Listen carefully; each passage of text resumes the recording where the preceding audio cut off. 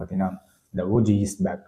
S, ரொம்ப நாளைக்கு அப்புறம் இந்த ஓஜி வந்துட்டு கம்பேக் கொடுக்க போகும். நம்மளோட எவனோ ஒருத்தர் ஹாப்பியாக இருக்காமா, அந்த மாதிரி அங்கே ஒரு டீம் வந்து ஹாப்பியாக இருக்குது. ஸோ அவர் வந்து கம்பேக் கொடுக்க போகிறாரு அப்படின்னு சொல்லும்போது நம்ம சிவகார்த்திகேயன் ஏன் வந்து மறுபடியும் அதே ஒரு வீட்டில் விழுகிறாரு அப்படின்னு தெரில.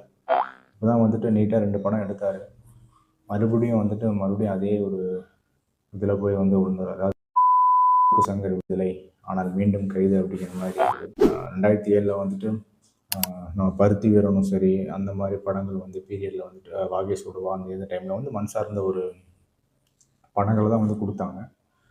தென் மறுபடியும் ஒரு 10 வருஷம் கழித்து, ஒரு 20 வருஷம் கழித்து பார்த்திங்கன்னா சேம் அதே ஒரு ஜானரில் போகிறது வந்து ரொம்பவுமே வந்து ஒரு ஹெல்த்தியான விஷயம்.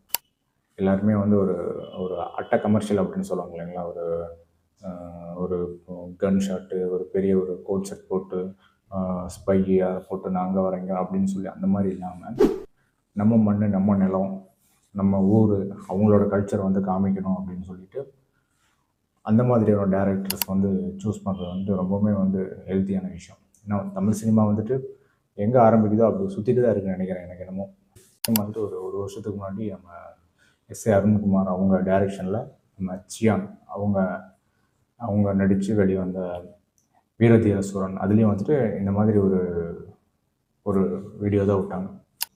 தாய் கிழவி படத்தை எடுத்த டேரக்டர் தான் அடுத்த படத்தையும் சேயன் படத்தையும் எடுக்க போகிறாரு.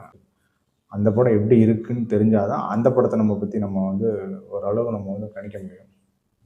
அந்த படமுமே இன்னும் வரல.